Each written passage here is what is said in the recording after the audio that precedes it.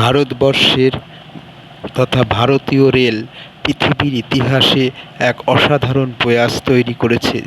জম্বির কাটোরা থেকে বানিহাল, এই যে অনেক দূরত্বের যে পথ, এই পথ বিভিন্ন টানেলগুলোর মধ্যে দিয়ে ইলেকট্রিক ট্রেন চলেছে এবং এত সুন্দরভাবে চারিদিকে প্রাকৃতিক পরিবেশের সাথে এই ট্রেনটি চলছে। এক একটা টানেল পার হওয়ার সাথে সাথে এক একটা প্রাকৃতিক পরিবেশের সাথে, কোথাও পাহাড়, কোথাও বরফ জমেছে, চারিদিকে এক একটা স্টেশন পার হচ্ছে।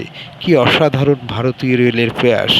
যেমন সৌন্দর্য, তেমনি খুব সহজে এত দূরত্বকে অতিক্রম করে যাচ্ছে ভারতীয় রেল।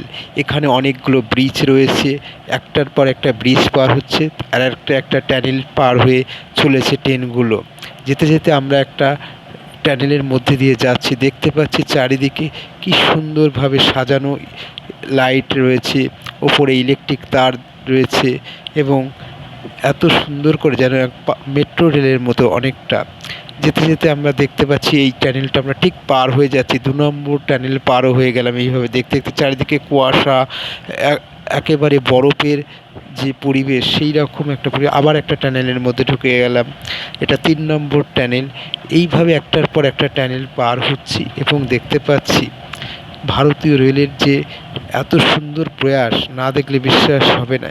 এই যে টানেলটা দেখলাম 700 মিটারের একটা টানেল, এরপর কিছুটা ব্রিজ, সৌন্দর্য, প্রাকৃতিক, আবার একটা টানেলের মধ্যে দিয়ে প্রবেশ করছি। কি ভালো লাগছে এই সমস্ত দৃশ্যগুলো না দেখলে বিশ্বাস করুন। এটা 4 নম্বর টানেল মনে হচ্ছে, হ্যাঁ দেখতে পাচ্ছি। এটাও প্রায় 2 কিলোমিটারেরও বেশি লম্বা। এইভাবে যাচ্ছে ট্রেন, আবার এত সুন্দর সহজে পৌঁছে যাচ্ছি, না দেখলে বিশ্বাস। আমরা এই সুন্দর টানেলগুলোর মধ্যে দিয়ে যখন যাচ্ছি, চারিদিকে এত সুন্দর করে সাজানো এবং ভেতরের পরিবেশ এত সুন্দর, যেখানে কোনো অক্সিজেনের অভাব বলতে কোনো সমস্যা হবে না। অনেক বড় বড় ভেন্টিলেশন লাগানো রয়েছে, যার মাধ্যমে অক্সিজেন সরবরাহ খুব ভালোভাবেই হয়, যাতে যাত্রী পরিবহনে কোনো সমস্যা না হয় এবং যাত্রীরা খুব সুন্দরভাবে নিয়ে যেতে পারে। আমরা যেতে যেতে পৌঁছে গেলাম প্রায় 49, অর্থাৎ 49 নম্বর টানেল। এটা প্রায় 10 কিলোমিটার দূরত্বের এই টানেল। কত যে দূরত্ব এবং কি সুন্দর লাগছে! যেতে যেতে আমরা 50 কিলোমিটার টানেলের প্রবেশ করে গেছি, যেটাও প্রায় 12 কিলোমিটার ডিস্টেন্সের মধ্যে পড়ে।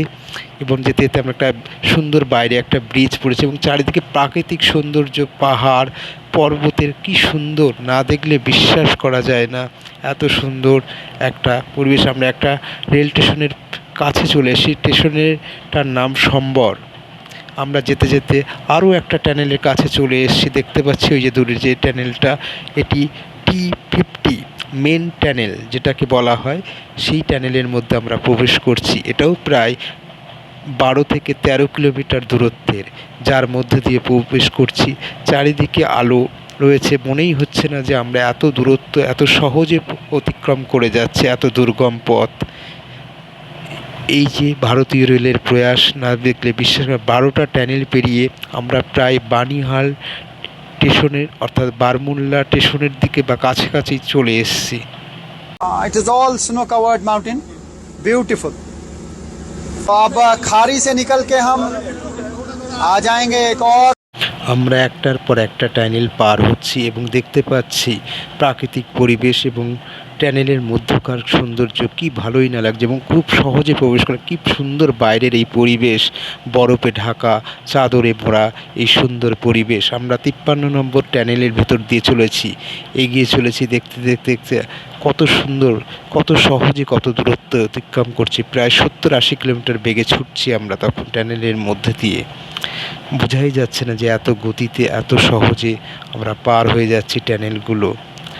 আরও কিছুটা যেতে হবে, তাহলেই কিছুটা আবার একটি গেট আছে, যেখান দিয়ে পার হওয়ার পরে দেখতে পাবো আরও একটা স্টেশনের কাছাকাছি চলে এসেছি।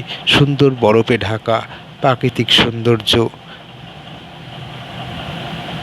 অবশেষে সব টানেল পার হয়ে আমরা এগিয়ে চলেছি আমাদের গন্তব্যস্থল বানিহাল রেল স্টেশনের কাছে, যেখানে আমরা এই পৌঁছে আমরা সেখানে আমাদের গন্তব্যস্থল হিসাবে যেখানে আমরা পৌঁছাতে চেয়েছিলাম সে অবধি পৌঁছে এলাম।